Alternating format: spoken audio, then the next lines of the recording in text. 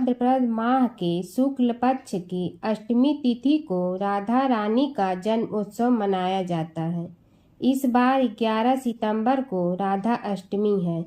भगवान श्री कृष्ण के जन्म के 15 दिन बाद देवी राधा का भी जन्मदिन मनाया जाता है, जिसे राधा अष्टमी के नाम से जाना जाता है।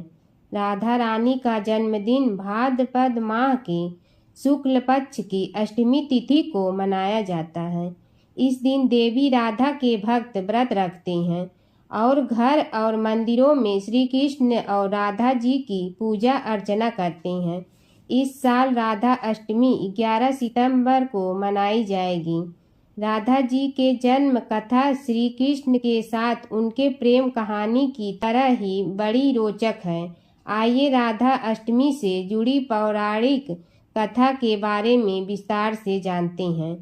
हिंदू पुराणों में वर्णित कथा के अनुसार एक दिन देवी राधा स्वर्ग लोक से कहीं बाहर चली गई। यह जानकर भगवान श्री कृष्ण विरजा नाम की सखी के साथ उद्यान में घूमने लगे।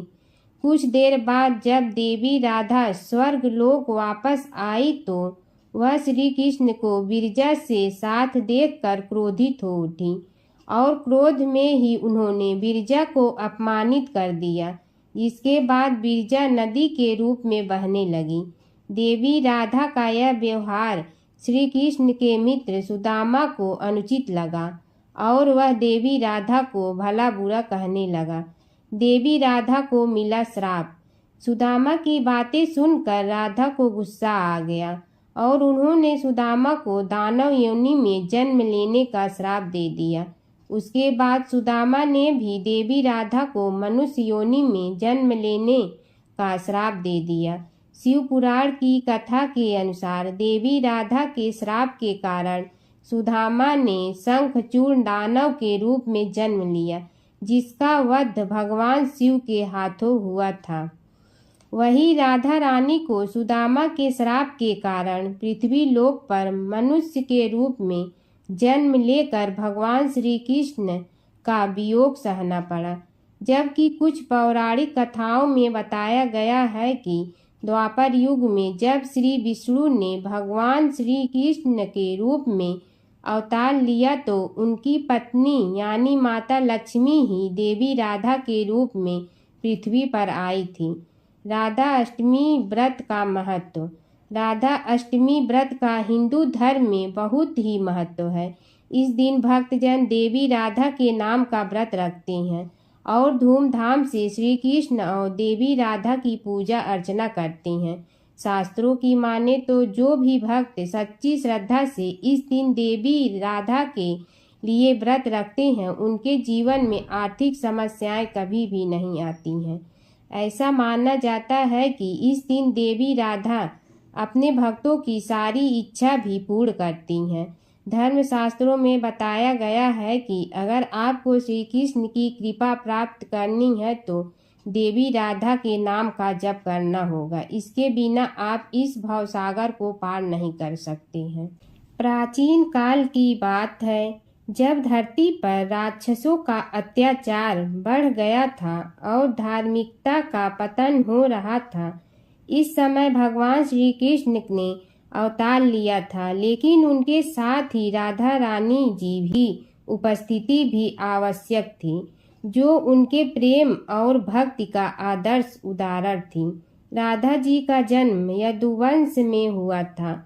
उनकी माता पिता राजा वृषभानु और रानी कीर्ति बहुत ही धर्मपरायण और धार्मिक व्यक्तित्व के मालिक थे। राधा जी के जन्म के समय एक अद्वितीय चमत्कार हुआ। जैसे ही राधा जी ने जन्म लिया, उनके आसपास एक दिव्य प्रकाश फैल गया। इस दिव्य प्रकाश ने धरती को राक्षसों और पापों से मुक्त करने का संकेत दिया। राधा जी की महिमा का वर्णन करने के लिए बहुत सी कहानियां और कथाएं प्रचलित हैं। उनके जीवन में प्रेम और भक्ति की कई अद्भुत घटनाएं घटी। वे भगवान श्री कृष्ण की प्रिय सखी थी और उनकी भक्ति की गहराई ने सभी भक्तों को मंत्र मुग्ध कर दिया। राधा जी के प्रेम और भक्ति ने श्री कृष्ण को भी प्रेरित किया। राधा जी ने हमेशा कृष्ण के साथ गहराई से जुड़े रहने और उनकी सेवा करने का प्रयास किया। उनका सच्चा प्रेम, भक्ति और प्रेम को लेकर कई अद्भुत कथाएं प्रचलित है। दूसरी कथा, बरसाने के एक संत की कथा। एक संत बरसाने में रहते थे और हर रोज सुबह उठकर यमुना जी में स्नान करके राधा जी के दर्शन करने जाया करते थे। यह नियम हर रोज का था। जब तक राधा रानी के दर्शन नहीं कर लेते थे तब तक जल भी ग्रहण नहीं करते थे। दर्शन करते करते तकरीबन उनकी उम्र 80 वर्ष की हो गई। आज सुबह उठकर रोज की तरह उठे और यमुना में स्नान किया और राधा रानी के दर्शन को चले गए। मंदिर के पट खुले और राधा रानी के दर्शन करने लगे। दर्शन करते करते संत के मन में भाव आया कि मुझे राधा रानी के दर्शन करते करते आज 80 वर्ष हो गए, लेकिन मैंने आज तक राधा रानी को कोई भी वस्त्र नहीं चढ़ाया। लोग राधा रानी के लिए कोई नारियल लाता है, कोई चुनरी लाता है, कोई चूड़ी लाता है, कोई बिंदी लाता है, कोई साड़ी लाता है, कोई लहंगा लाता है, लेकिन मैंने तो आज तक कुछ भी नहीं चढ़ाया है।